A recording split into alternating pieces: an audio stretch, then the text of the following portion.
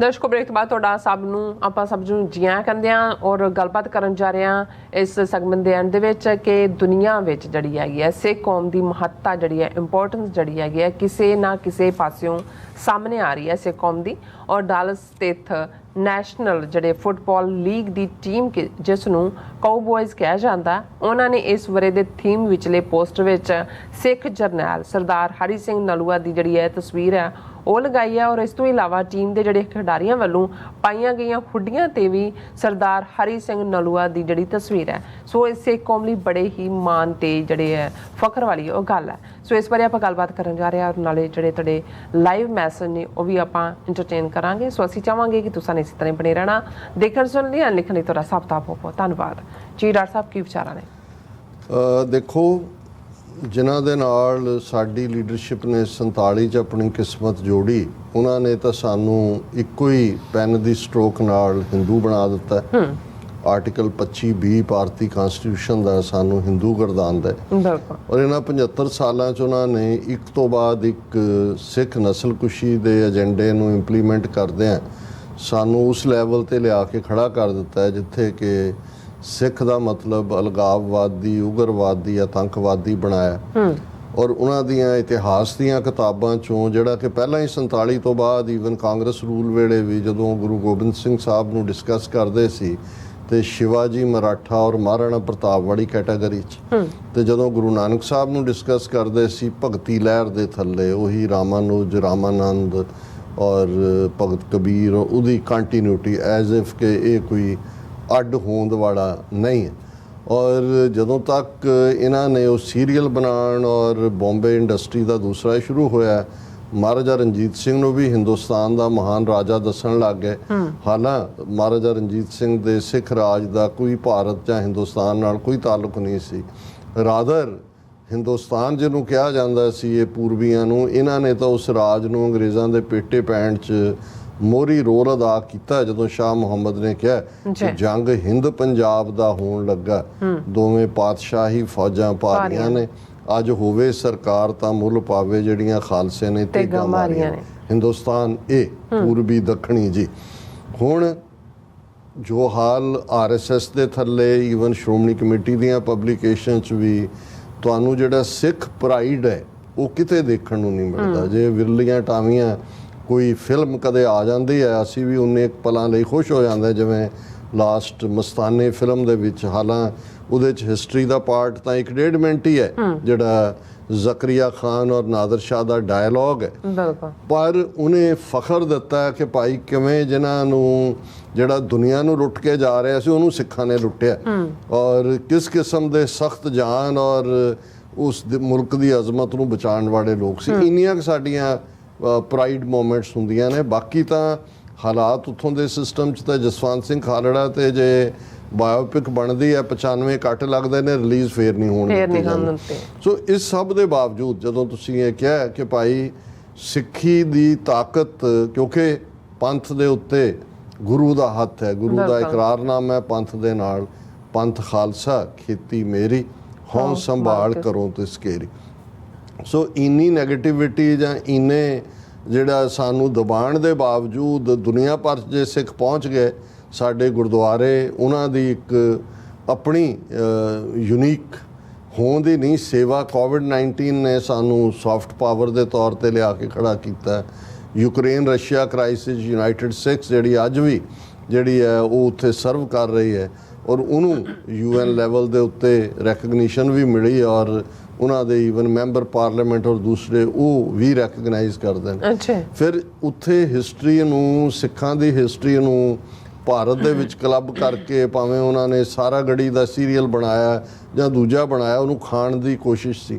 ਲੇਕਿਨ ਕੁਝ ਸਮਾਂ ਪਹਿਲਾਂ BBC ਨੇ ਜਦੋਂ 6-7 ਹਜ਼ਾਰ ਸਾਲ ਦੀ ਹਿਊਮਨ ਹਿਸਟਰੀ ਦੇ ਉੱਤੇ ਕਿ ਕਿਹੜਾ ਬੈਸਟ ਗਵਰਨਡ ਪੀਰੀਅਡ ਸੀ ਕਿਸ ਖਿੱਤੇ ਦਾ, ਦੁਨੀਆ ਭਰ ਦੇ ਹਿਸਟੋਰੀਅਨਸ ਦੀਆਂ ਰਿਕਮੈਂਡੇਸ਼ਨਸ ਔਰ ਉਸ ਦੇ ਉੱਤੇ ਜਿਹੜਾ ਉਹਨਾਂ ਨੇ ਉਹ ਆਪਣਾ ਨਿਰਣਾ ਕੱਢਿਆ। ਤੇ ਮਹਾਰਾਜਾ ਰਣਜੀਤ ਸਿੰਘ ਦਾ ਜਿਹੜਾ 40 ਸਾਲ ਦਾ ਰੂਲ ਸੀ 1699 ਤੋਂ 1799 ਤੋਂ 1839 ਤੱਕ, ਉਸ ਨੂੰ ਬੈਸਟ ਰੂਲ ਮੰਨਿਆ ਗਿਆ। ਹੁਣ ਇਹ ਬੇਸ਼ੱਕ ਛੋਟੀਆਂ ਚੀਜ਼ਾਂ ਨੇ ਲੇਕਿਨ ਇਹ ਸਾਨੂੰ ਫਖਰ ਦਿੰਦੀਆਂ ਨੇ ਔਰ ਬੇਸ਼ੱਕ ਇਹ ਖਬਰ ਤਾਂ ਪਿਛਲੇ 2-3 ਦਿਨ ਤੋਂ ਚੱਲ ਰਹੀ ਹੈ। ਹਾਲਾਂਕਿ ਸ਼ਾਇਦ ਇਹਨੂੰ ਇਮੀਡੀਏਟ ਨਾ ਲੈਣ ਦਾ ਇੱਕ ਕਾਰਨ ਇਹ ਵੀ ਹੋਇਆ ਕਿ ਮੇਰੇ ਲਈ ਇਹ ਜਦੋਂ ਤੱਕ ਮੈਂ ਡਬਲ ਟ੍ਰਿਪਲ ਕਨਫਰਮ ਨਹੀਂ ਕਰਦਾ ਫਿਰ ਮੈਨੂੰ ਉਸ ਦਾ ਹਾਲਾਂ ਸਪੋਰਟਸ ਇੱਕ ਐਸਾ ਹੈ ਔਰ ਖਾਸ ਤੌਰ ਤੇ ਇਹਨਾਂ ਦਾ ਫੁੱਟਬਾਲ, ਜਦੋਂ ਤੁਸੀਂ ਇਹਨਾਂ ਦੀ ਲੀਗ ਦੀ ਨੈਸ਼ਨਲ ਫੁੱਟਬਾਲ ਲੀਗ ਦੀ ਗੱਲ ਕਰਦੇ ਹੋ ਅਮਰੀਕਾ 'ਚ ਜਦੋਂ ਸੁਪਰ ਬਾਲ ਹੁੰਦਾ ਹੈ ਤਾਂ ਮੈਨੂੰ ਪਤਾ ਹੈ ਵੀ ਮੋਸਟ ਵਾਚਡ ਬਾਲਟੀ ਭਰ ਕੇ ਪੌਪਕਾਰਨ ਦੀ ਰੱਖ ਕੇ ਬੈਠੇ ਹੁੰਦੇ ਨੇ, ਸਾਰਾ ਮੁਲਕ ਬੰਦ, ਦੁਨੀਆ ਭਰ ਪਤਾ ਨਹੀਂ ਕਿੰਨੇ 100 ਮਿਲੀਅਨ ਲੋਕ ਦੇਖਦੇ ਨੇ। ਔਰ ਉਹ ਜਿਹੜਾ ਇਹਨਾਂ ਦਾ ਨੈਸ਼ਨਲ ਫੁੱਟਬਾਲ ਲੀਗ ਹੈ ਉਹਦੇ ਮੈਚਾਂ ਦਾ ਸਿਲਸਿਲਾ ਆਲਮੋਸਟ ਹੁਣ ਜਦੋਂ ਅਸੀਂ ਸਤੰਬਰ 'ਚ ਗੱਲ ਕਰ ਰਹੇ ਹਾਂ, ਹੁਣ ਅਜੇ ਮੁੱਢਲੇ ਮੈਚ ਚੱਲ ਰਹੇ ਨੇ, ਇਹ ਚੱਲਣਗੇ ਫੈਬਰੂਰੀ ਤੱਕ ਨੈਕਸਟ ਈਅਰ। ਔਰ ਉਦੋਂ ਫਿਰ ਇਹ ਨੈਸ਼ਨਲ ਫੁੱਟਬਾਲ ਲੀਗ ਦਾ ਸੈਂਟਰਲ ਪਾਰਟ ਹੁੰਦਾ ਹੈ ਜਿਹਨੂੰ ਦੁਨੀਆ ਭਰ ਦੇ ਵਿੱਚ ਵਾਚ ਕੀਤਾ ਜਾਂਦਾ। ਔਰ ਇਹ ਸਾਰਿਆਂ ਦੇ ਵਿੱਚ ਜਿਹੜੀਆਂ ਟੀਮਾਂ ਖੇਡਦੀਆਂ ਨੇ ਉਹਨਾਂ ਦੇ ਇੱਕ ਆਪਣੇ ਰੈਪੂਟੇਸ਼ਨ ਨੇ। ਜਦੋਂ ਹੁਣ ਲਫ਼ਜ਼ ਕਾਊ ਬॉय ਕਿਹਾ ਜਾਂਦਾ ਹੈ ਤੇ ਟੈਕਸਨ ਸਾਡੇ ਸਾਹਮਣੇ, ਕਿਉਂਕਿ ਬਹੁਤ ਸਾਰੀਆਂ ਪੁਰਾਣੀਆਂ ਮੂਵੀਜ਼ ਵੀ ਕਾਊ ਬॉयਜ਼, ਹੈਟ ਹੈ ਸਿਰ ਤੇ, ਪਿਸਤੌਲ ਹੈ, ਸ਼ੂਟ ਕਰਨਾ ਉਹਨਾਂ ਦਾ ਖੱਬੇ ਹੱਥ ਦਾ ਪਾਰਟ, ਬਹੁਤ ਸਾਰੇ ਟ੍ਰੇਟ ਟੈਕਸਨਸ ਦੇ ਸਾਡੇ ਸਿੱਖਾਂ ਵਰਗੇ ਨੇ। ਔਰ ਉਸ ਨੂੰ ਉਹਨਾਂ ਨੂੰ ਕਾਊ ਬॉयਜ਼ ਜਿਹੜੇ ਵਾਂਗ ਫੀਅਰਲੈਸ ਲੋਕ। ਔਰ ਇਸੇ ਤਰ੍ਹਾਂ ਉਹਨਾਂ ਦੀ ਜਿਹੜੀ ਨੈਸ਼ਨਲ ਫੁੱਟਬਾਲ ਲੀਗ ਦੇ ਵਿੱਚ ਜਿਹੜੀ ਟੀਮ ਨੇ ਆਪਣੀ ਥਾਂ ਵੀ ਬਣਾਈ। ਈਵਨ ਪਿਛਲੇ ਸਾਲਾਂ 'ਚ ਭਾਵੇਂ ਜਿੱਤਿਆ ਤਾਂ ਸ਼ਾਇਦ ਕੈਂਸਸ ਵਾਲੇ ਸੀ ਪਰ ਉਹ ਫਾਈਨਲ ਤੱਕ ਪਹੁੰਚ ਗਏ ਸੀ। ਸੋ ਇਹ ਜਿਹੜੀ ਉਹਨਾਂ ਦੀ ਟੀਮ ਹੈ ਕਾਊ ਬॉयਜ਼ ਦੀ, ਉਹਦਾ ਇੱਕ ਆਪਣਾ ਰੈਪੂਟੇਸ਼ਨ ਹੈ।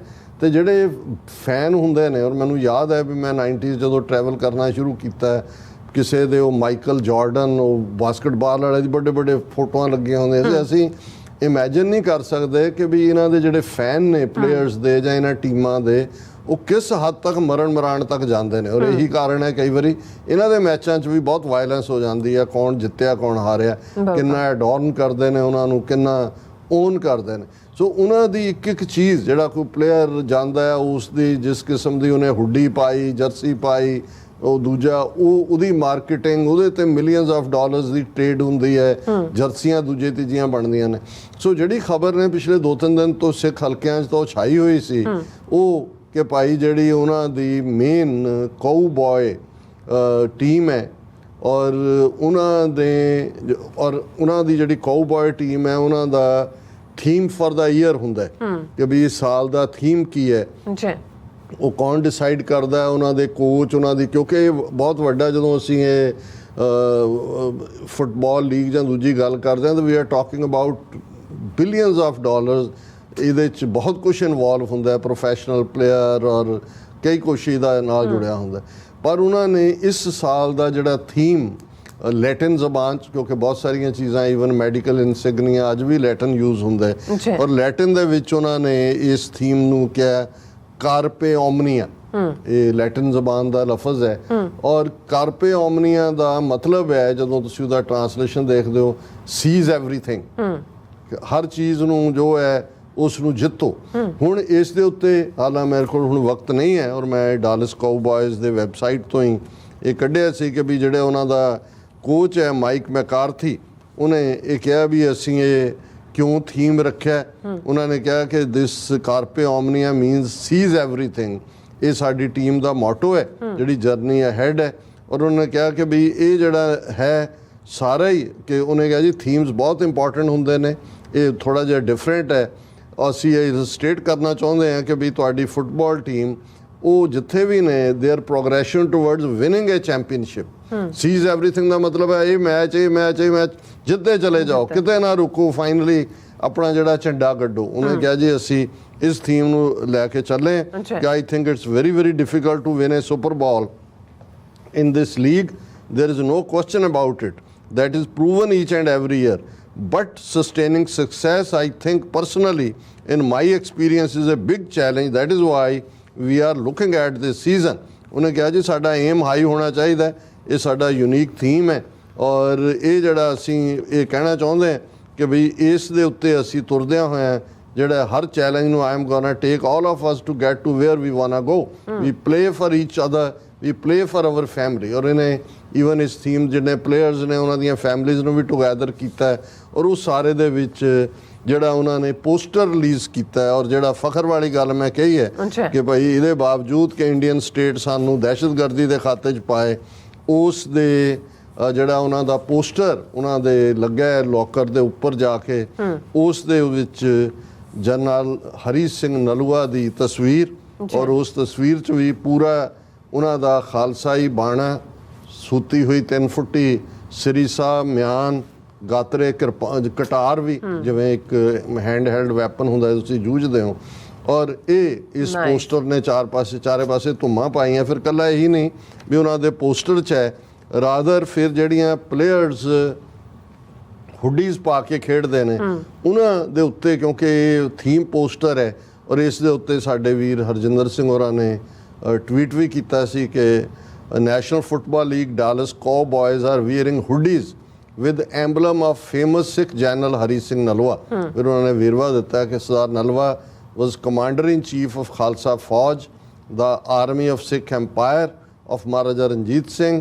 He is known for his conquests of Kasur, Sialkot, Atak, Multan, Kashmir, Peshawar, Jamrod ਤੱਕ ਜਿਹੜਾ। ਔਰ ਇਹ ਜਦੋਂ ਸੀਜ਼ ਐਵਰੀਥਿੰਗ ਆਇਆ, ਇਹ ਨਲੂਆ ਹੀ ਉਹਨਾਂ ਨੂੰ ਨਜ਼ਰ ਆਇਆ ਹੋਏਗਾ ਉਹਨਾਂ ਨੇ, ਕਿਉਂਕਿ ਵੈਲ ਰਿਸਰਚ ਹੋਏਗਾ ਕਿ ਵੀ ਉਹ ਕਿਵੇਂ ਨਲੂਏ ਤੱਕ ਪਹੁੰਚੇ, ਕਿ ਉਸ ਸਪਿਰਿਟ ਦੇ ਨਾਲ ਕਿ ਵੀ ਜਿੱਥੇ ਕਦਮ ਅੱਗੇ ਵਧਾਉਣੇ ਨੇ ਬੇਪਰਵਾਹ ਹੋ ਕੇ, ਕਿਉਂਕਿ ਕਮਾਂਡਰ ਇਨ ਚੀਫ ਤਾਂ ਸੀ ਨਲੂਆ, ਲੇਕਿਨ ਬਹੁਤ ਘੱਟ ਨੂੰ ਪਤਾ ਹੈ ਵੀ ਨਲੂਆ ਕੁਛ ਆਪਰੇਸ਼ਨਸ ਦੇ ਵਿੱਚ ਕਸ਼ਮੀਰ ਦੇ ਆਪਰੇਸ਼ਨ ਵੇਲੇ ਜਾਂ ਮੁਲਤਾਨ ਦੇ ਬਹੁਤ ਸੀਰੀਅਸਲੀ ਜ਼ਖਮੀ ਹੋ ਗਿਆ ਸੀ। ਸਭ ਤੋਂ ਅੱਗੇ ਹੋ ਕੇ ਜਦੋਂ ਹੁੰਦਾ ਸੀ ਕਿ ਪਲੀਤਾ ਲਾਓ ਕੇ ਤੂੰ ਅੱਗ ਲਾ ਕੇ ਅੱਗੇ ਸੁੱਟਿਆ ਜਾਂਦਾ ਸੀ, ਸੋ ਉਹ ਉਹਨਾਂ ਜਰਨੈਲਾਂ 'ਚੋਂ ਨਹੀਂ ਸੀ ਕਿ ਹੁਣ ਤਾਂ ਬਹੁਤ ਵਾਰੀ ਫੌਜੀ ਜਰਨੈਲ ਪਿੱਛੇ ਬਹਿ ਕੇ ਸਕੀਮਾਂ ਬਣਾਉਂਦੇ ਨੇ, ਉਹ ਇੱਕ ਵੱਖਰਾ ਉਹਨਾਂ ਦੀ ਸਟ੍ਰੈਟਜੀ ਹੈ। ਪਰ ਲੀਡ ਕਰਨ ਦੇ ਵਿੱਚ, ਔਰ ਉਹੀ ਨਲਵਾ ਲਕਬ ਵੀ ਜਦੋਂ ਉਹਨੇ ਸ਼ੇਰ ਨੂੰ, ਜਦੋਂ ਕਿ ਮਹਾਰਾਜਾ ਰਣਜੀਤ ਸਿੰਘ ਦੀ ਵੀ ਚਾਹਨਾ ਸੀ ਹੁੰਦੀ ਸੀ ਕਿ ਸ਼ਿਕਾਰ ਹੈ ਤਾਂ ਕੋਈ ਬੰਦੂਕ ਨਾਲ ਨਾ ਮਾਰੋ, ਔਰ ਕੁਦਰਤੀ ਇੱਕ ਸ਼ੇਰ, ਔਰ ਨਲੂਆ ਜਿਹੜਾ 18 ਸਾਲਾਂ ਦਾ ਉਦੋਂ ਬਾਡੀਗਾਰਡ ਹੈ, ਸ਼ੇਰ ਸ਼ਿਕਾਰ ਤੇ ਚੜਿਆ, ਮਹਾਰਾਜਾ ਸ਼ੇਰ ਜੰਪ ਕਰਦਾ ਤੇ ਨਲੂਆ ਅੱਗੇ ਜਾ ਕੇ ਉਸ ਨੂੰ ਫੜਦਾ, ਹੱਥਾਂ ਦੇ ਨਾਲ ਹੀ ਉਹਦੇ ਜਵਾੜੇ ਪਾੜ ਕੇ ਜਿਹੜਾ ਉਹਨੂੰ ਮਾਰਦਾ। ਸੋ ਉੱਥੋਂ ਹੀ ਨਲੂਏ ਦਾ ਜਿਹੜਾ ਲਕਬ ਮਿਲਿਆ। ਸੋ ਇਹ ਫਖਰ ਵਾਲੀ ਗੱਲ ਹੈ, ਔਰ ਅਸੀਂ ਸਮਝਦੇ ਹਾਂ ਕਿ ਵੀ ਈਵਨ ਇੰਡੀਅਨ ਮੀਡੀਆ 'ਚ ਵੀ ਉਹਨਾਂ ਨੇ ਖਬਰ ਲਾਣੀ ਪਈ। ਮਾਣ ਵਾਲੀ ਗੱਲ, ਅਮਰੀਕਾ 'ਚ ਨੈਸ਼ਨਲ ਫੁੱਟਬਾਲ ਲੀਗ ਦੀ ਟੀਮ ਡਾਲਸ ਕਾਊਬॉयਜ਼ ਨੇ ਲਗਾਈ ਜਰਸੀ ਤੇ ਜਰਨੈਲ ਹਰੀ ਸਿੰਘ ਨਲੂਆ ਦੀ ਤਸਵੀਰ, ਟੀਮ ਦੇ ਥੀਮ ਪੋਸਟਰ ਵਿੱਚ ਵੀ ਦਿਖਾਈ ਦਿੱਤੀ ਹਰੀ ਸਿੰਘ ਨਲਵਾ ਦੀ ਫੋਟੋ। ਸੋ ਅਸੀਂ ਵਧਾਈ ਦੇ ਸਕਦੇ ਹਾਂ ਆਪਣੀ ਸਿੱਖ ਕੌਮ ਨੂੰ ਜੀ। ਹਾਂਜੀ, ਸਾਡੇ ਕੋਲ ਪਹਿਲਾ ਮੈਸੇਜ ਆ ਗਿਆ ਅਮਰਦੀਪ ਖਾਲਸਾ, ਵਾਹਿਗੁਰੂ ਜੀ ਕਹਿੰਦੇ ਨੇ, ਔਰ ਚੀਮਾ ਜੀ ਕਹਿੰਦੇ ਨੇ ਫਤਿਹ ਬੁਲਾਉਂਦੇ ਨੇ ਸਾਨੂੰ, ਔਰ ਜਤਿੰਦਰ ਸਿੰਘ ਵੀ ਫਤਿਹ ਬੁਲਾਉਂਦੇ ਨੇ, ਬਲਜੀਤ ਵਰੈਚ ਵੀ ਫਤਿਹ ਬੁਲਾਉਂਦੇ ਨੇ, ਔਰ ਚੀਮਾ ਜੀ ਕਹਿੰਦੇ all the 6 are watching live now, so please forward it to others as well. ਕਿ ਵੀ ਜਿਹੜੇ ਸਾਡੇ ਵਿਊਰ ਕਰਨ ਵਾਲੇ ਨੇ, ਇੱਕ ਉਂਗਲ ਵੱਜਦੀ ਹੈ ਤੇ ਲਾਈਕ ਹੋ ਜਾਂਦਾ ਹੈ, ਤੇ ਇੱਕ ਵੱਜਦੀ ਹੈ ਤੇ ਸ਼ੇਅਰ ਹੋ ਜਾਂਦਾ ਹੈ। ਘੱਟੋ ਘੱਟ ਮੈਸੇਜ ਸਾਡਾ ਜਿੰਨਾ ਵੱਧ ਤੋਂ ਵੱਧ ਪਹੁੰਚੇ ਬਿਹਤਰ ਹੈ। ਹਾਂਜੀ, ਸੋ ਕਹਿੰਦੇ ਨੇ ਕਿ please forward it to others as well as like it. So it's not doctor sahib's channel, it's qaum's channel and we have responsibilities too. And ਬਹੁਤ ਸ਼ੁਕਰੀਆ, ਤੁਸੀਂ ਠੀਕ ਕਿਹਾ, ਇਹ ਕੌਮ ਦਾ ਹੀ ਨਿਸ਼ਾਨੇ ਲਈ ਹੈ ਔਰ ਕੌਮ ਦਾ ਹੀ ਜਿਹੜਾ ਮੈਸੇਜ ਹੈ। ਬਿਲਕੁਲ। ਸੁਖਦੇਵ ਸਿੰਘ ਜੀ ਵੀ ਕਹਿੰਦੇ ਨੇ ਕਿ ਡਾਕਟਰ ਅਮਰਜੀਤ ਸਿੰਘ, ਨੀਲਮ ਕੌਰ ਜੀ, ਵਾਹਿਗੁਰੂ ਜੀ ਕਾ ਖਾਲਸਾ ਵਾਹਿਗੁਰੂ ਜੀ ਕੀ ਫਤਿਹ, ਔਰ ਪੰਜਾਬ ਹਾਲ ਖਾਲਸਾਨ ਖਾਲਸਾਨ ਜ਼ਿੰਦਾਬਾਦ। ਔਰ ਜੱਟ ਭੁੱਲਰ ਜੀ ਵੀ ਕਹਿੰਦੇ ਨੇ ਉਹ ਭਈਆ ਰਾਸ਼ਟਰਪਤੀ ਸੁਣ ਕੇ ਬਹੁਤ ਜ਼ਿਆਦਾ ਕਹਿੰਦੇ ਆ ਬੋਲਦਾ, ਯਾਨੀ ਕਿ ਉਹਨਾਂ ਨੇ ਕਿਹਾ ਬਕਵਾਸ ਕਰਦਾ ਹੈ। ਹਾਂਜੀ, ਸੋ ਨਿਹੰਗ ਸਿੰਘ ਜੀ ਕਹਿੰਦੇ ਨੇ ਸਾਰੇ ਲਾਈਕ ਕਰੋ ਜੀ। ਐਂਡ ਫਿਰ ਨਰਿੰਦਰ ਪੰਗੂਰਾ ਜੀ ਕਹਿੰਦੇ ਨੇ ਕਿ ਡਾਕਟਰ ਅਮਰਜੀਤ ਸਿੰਘ ਜੀ ਐਂਡ ਬੀਬੀ ਨੀਲਮ ਕੌਰ ਜੀ, ਵਾਹਿਗੁਰੂ ਜੀ ਕਾ ਖਾਲਸਾ ਵਾਹਿਗੁਰੂ ਜੀ ਕੀ ਫਤਿਹ। ਪੰਜਾਬ ਦੀਆਂ ਸਾਰੀਆਂ ਸਮੱਸਿਆਵਾਂ ਦੀ ਹੱਲ ਸਿਰਫ ਅਤੇ ਸਿਰਫ ਖਾਲਸਾ ਦੀ ਆਜ਼ਾਦੀ ਹੈ, ਔਰ 10 ਸਤੰਬਰ ਸਰੀ BC ਰੈਫਰੈਂਡਮ ਵੋਟਾਂ ਪਾਓ ਜੀ। ਔਰ ਰਾਣਾ ਆਦਿਬ ਜੀ ਵੀ ਕਹਿੰਦੇ ਨੇ ਵੈਰੀ ਇਨਫੋਰਮੇਟਿਵ ਜਿਹੜਾ ਪ੍ਰੋਗਰਾਮ ਹੈ, love to see you doctor ਸਾਹਿਬ, ਲਵ ਫਰੋਮ ਪਾਕਿਸਤਾਨ। ਬਹੁਤ ਸ਼ੁਕਰੀਆ ਰਾਣਾ ਆਬਿਦ ਜੀ, ਅਸੀਂ ਵੀ ਤੁਹਾਨੂੰ ਆਪਣਾ ਸਲਾਮ ਭੇਜਦੇ ਹਾਂ। ਹਾਂਜੀ, ਔਰ ਖਾਲਸਾ ਜ਼ਿੰਦਾਬਾਦ ਕਹਿੰਦੇ ਨੇ, ਔਰ ਸੁਖਦੇਵ ਸਿੰਘ ਜੀ ਵੀ ਫਤਿਹ ਬੁਲਾਉਂਦੇ ਨੇ, ਐਂਡ ਗੁਰਮੇਲ ਸਿੰਘ ਜੀ ਵੀ ਵਾਹਿਗੁਰੂ ਜੀ ਕਾ ਖਾਲਸਾ ਵਾਹਿਗੁਰੂ ਜੀ ਕੀ ਫਤਿਹ, doctor Sahib and dear Neelam Kaur ji, and thanks doing A grade job for the Sikh nation, keep it up and god bless you and your TV 84। ਫਿਰ ਅਮਰਦੀਪ ਕਾਲੋਂ ਜੀ ਦਾ ਤੁਸੀਂ ਮੇਰੇ ਖਿਆਲ ਉਹਨਾਂ ਨੂੰ ਜਵਾਬ ਦੇ ਦਿੱਤਾ। ਐਂਡ ਇਸੇ ਤਰ੍ਹਾਂ ਕਾਲੋਂ ਸਾਹਿਬ ਬਹੁਤ ਬਹੁਤ ਸ਼ੁਕਰੀਆ। ਅਸੀਂ ਬਹੁਤ ਚੰਗੀ ਤਰ੍ਹਾਂ ਸਮਝਦੇ ਹਾਂ ਵੀ ਮੋਦੀ ਤਾਂ ਇੱਕ ਫਰੰਟ ਹੈ, ਕੱਲ ਨੂੰ ਯੋਗੀ ਆ ਜਾਏਗਾ, ਅਮਿਤ ਸ਼ਾਹ ਆ ਜਾਏਗਾ। ਹਾਂਜੀ ਪਰ ਜਦੋਂ ਕੋਈ ਕਰ ਰਿਹਾ ਇਸ ਵੇਲੇ ਦਿੱਲੀ 'ਚ ਸਾਰੇ ਪਾਸੇ ਮੋਦੀ ਦੀਆਂ ਹੀ ਤਸਵੀਰਾਂ ਲੱਗੀਆਂ ਹੋਈਆਂ ਨੇ, ਜ਼ਾਹਰ ਹੈ ਕਿ ਵੀ ਇਹਨੂੰ ਰਨ ਤਾਂ ਸਾਰਾ RSS ਹੀ ਕਰ ਰਿਹਾ। ਹਾਂਜੀ ਕ੍ਰੀਏਟਿਵ ਪੰਜਾਬ 93 ਕਹਿੰਦੇ ਡਾਕਟਰ ਸਾਹਿਬ ਜੀ ਟਰੂ ਸਿੱਧਾ ਹਿੱਕ ਚ ਵੱਜਦਾ ਹੈ ਮਰਦ ਦਲੇਰ ਸਿੱਖ ਸੂਰਮੇ। ਐਂਡ ਇੰਦਰਜੀਤ ਸਿੰਘ ਸੰਧੂ ਜੀ ਵੀ ਕਹਿੰਦੇ ਨੇ ਫਤਿਹ ਬੁਲਾਉਂਦੇ ਨੇ। ਐਂਡ ਜਸਵੀਰ ਬਰਾੜ ਜੀ ਵੀ ਸਾਨੂੰ ਹਮੇਸ਼ਾ ਤਰ੍ਹਾਂ ਫਤਿਹ ਬੁਲਾਉਂਦੇ ਨੇ, ਕਹਿੰਦੇ ਨੇ ਹਾਂਜੀ ਕਹਿੰਦੇ ਨੇ ਕਿ ਸਰੀ BC ਤੂੰ ਨੇ। ਹਾਂਜੀ ਸੋ ਸੁਖਦੇਵ ਸਿੰਘ ਜੀ ਆਲਰੇਡੀ ਸਾਨੂੰ ਫਤਿਹ ਬੁਲਾ ਚੁੱਕੇ ਨੇ। ਰਾਣਾ ਆਦਿਵ ਜੀ ਕਹਿੰਦੇ अमेरिका का कागजी शेर इंडिया बहुत बुरी सिचुएशन में है, सो यूक्रेन वार पर रशिया के अगेंस्ट स्टेटमेंट नहीं दे सकता और चाइना के अगेंस्ट भी बोल नहीं सकता। सो अवतार सिंह जी भी फतेह बुलाते ने। और राणा आदिव कहते इंडिया ग्लोबली आइसोलेशन की तरफ जा रहा है, आइसोलेशन। हाँ जी सो इसी तरह बलजिंदर सिंह जी भी फतेह बुलाते ने, पाल सिंह जी भी फतेह बुलाते ने। एंड इसी तरह सुरमुख मुंदरा जी भी फतेह बुलाते हैं। गुरमीत राय खालसा जिंदाबाद, शिंदा गिल जी भी।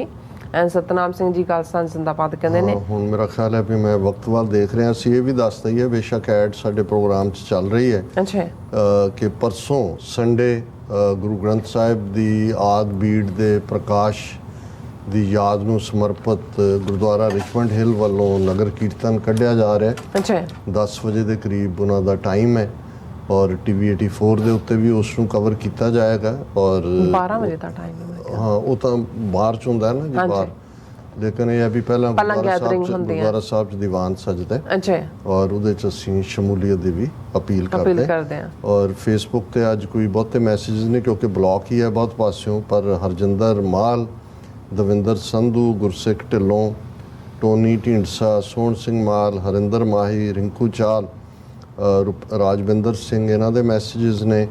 ਰਿੰਕੂ ਚਾਲ ਜੀ ਨੇ ਕਿਹਾ ਕਿ ਇਹਨਾਂ ਦਾ ਹਿੰਦੁਸਤਾਨ ਆਪਣੇ ਅੰਜਾਮ ਵੱਲ ਵੱਧ ਰਿਹਾ ਹੈ। ਜਿਹੜਾ ਨੈਟੋ ਦੇ ਐਕਸਪੈਂਸ਼ਨ ਕਮੇਟੀ ਦੇ ਹੈੱਡ ਨੇ ਟਵੀਟ ਕੀਤਾ ਸੀ ਉਸ ਨਾਲੋਂ 2-4 ਟੋਟੇ ਵੱਧ ਹੀ ਹੋਣੇ, ਘੱਟ ਨਹੀਂ, ਚੜ੍ਹਦੀ ਕਲਾ। ਇਸੇ ਤਰ੍ਹਾਂ ਰਾਜਵਿੰਦਰ ਸਿੰਘ ਹੋਰਾਂ ਨੇ ਕਿਹਾ ਕਿ ਵੀ ਮੋਦੀ ਹੈ ਤਾਂ ਮੁਮਕਿਨ ਹੈ, ਮੋਦੀ ਹੈ ਤਾਂ ਇੰਡੀਆ ਦੀ ਡਿਸਇੰਟੀਗ੍ਰੇਸ਼ਨ ਮੁਮਕਿਨ ਹੈ, ਬਾਲਕਨਾਈਜ਼ ਹੋਏਗਾ ਇੰਡੀਆ, ਟੁਕੜੇ ਟੁਕੜੇ ਹੋਏਗਾ। ਔਰ ਫਿਰ ਇਹੀ ਉਹਨਾਂ ਨੇ ਰਿਸ਼ੀ ਸੁਨਕ ਦੇ ਬਿਹੇਵ ਨੂੰ ਲੈ ਕੇ ਕਿਹਾ ਕਿ hopefully British people will understand who they chose as their prime minister. ਤਾਂ ਬੁਰੀ ਤਰ੍ਹਾਂ ਹਾਰਨਗੇ ਕੰਜ਼ਰਵੇਟਿਵ ਵੀ ਔਰ ਇਸ ਦੇ ਸਕੈਂਡਲ ਵੀ ਨਿਕਲਣਗੇ। ਔਰ ਜਿਵੇਂ ਸਾਹਮਣੇ ਆਇਆ ਸੀ ਕਿ ਹੁਣ ਐਤਕੀ ਟ੍ਰੇਡ ਡੀਲ ਦੀ ਗੱਲ ਨਹੀਂ ਹੋਈ ਇੰਡੀਆ ਨਾਲ, ਕਿਉਂਕਿ ਇਹਦੇ ਸਹੁਰੇ ਨੂੰ ਹੀ ਉਹ ਜਿਹੜੇ ਆ ਉਹ ਟ੍ਰੇਡ ਦਾ ਫਾਇਦਾ ਪਹੁੰਚਾ ਰਿਹਾ ਸੀ। ਲੇਕਿਨ ਕਿਉਂਕਿ ਲੇਬਰ ਪਾਰਟੀ ਨੇ ਇਸ ਤੇ ਸਵਾਲ ਚੁੱਕ ਦਿੱਤੇ ਤੇ ਹੁਣ ਟ੍ਰੇਡ ਡੀਲ ਦੀ ਗੱਲ ਨਹੀਂ ਹੋਈ। ਦੀਪ ਸਿੰਘ ਠੀਕ ਕਹਿੰਦੇ ਨੇ ਸਭ ਚੋਰ ਠੱਗ ਇਕੱਠੇ ਹੋਏ ਨੇ ਨਵੀਆਂ ਸਕੀਮਾਂ ਘੜਨ ਲਈ। ਔਰ ਮੁਹੰਮਦ ਤਾਇਬ ਕਹਿੰਦੇ ਨੇ ਕਿ ਫੇਕ ਵਿਸ਼ਵ ਗੁਰੂ ਕਾ ਓਰੀਜਨਲ ਹਿਟਲਰ ਮੋਦੀ, ਕਿ ਵੀ ਪਿਓ ਇਹਨਾਂ ਦਾ ਹਿਟਲਰ ਮੋਦੀ ਹੈ। ਸੋ ਸਭ ਦਾ ਬਹੁਤ ਬਹੁਤ ਸ਼ੁਕਰੀਆ ਜੀ ਡਾਕਟਰ ਸਾਹਿਬ, ਤੁਹਾਡਾ ਬਹੁਤ ਬਹੁਤ ਸ਼ੁਕਰੀਆ। ਸੋ ਇਸ ਤਰ੍ਹਾਂ ਆਪਣੇ ਵਿਊਅਰਸ ਕੋਲ ਨੇ ਇਜਾਜ਼ਤ। ਵਿਊਅਰਸ ਸਾਡੇ ਪ੍ਰੋਗਰਾਮ ਦਾ ਸਮਾਂ ਇੱਥੇ ਮੁੱਕਦਾ। ਤੁਸੀਂ ਆਪਣੀ ਰਾਏ ਤੇ ਸੁਝਾਅ ਸਾਨੂੰ ਭੇਜਣਾ ਭੁੱਲਣਾ ਸਾਡੇ ਇਸ ਪਤੇ ਤੇ SOS@tv84.tv ਤੇ। ਅਸੀਂ ਆਪਣਾ ਪ੍ਰੋਗਰਾਮ ਲੈ ਕੇ ਫਿਰ ਦੁਬਾਰਾ ਤੁਹਾਡੇ ਸਾਹਮਣੇ ਮੁੱਕਾਂਗੇ। ਤਦ ਤੱਕ ਲਈ ਮੈਨੂੰ ਤੇ ਆਪਣੇ ਨਾਲ ਸੁਣਾ ਗਿਆ ਦੋ ਦੇਖਦੇ ਰਹੋ TV84। ਬੁਲਾ ਦਿਓ ਫਤਿਹ। ਵਾਹਿਗੁਰੂ ਜੀ ਕਾ ਖਾਲਸਾ, ਵਾਹਿਗੁਰੂ ਜੀ ਕੀ ਫਤਿਹ। ਰੱਬ ਰਾਖਾ।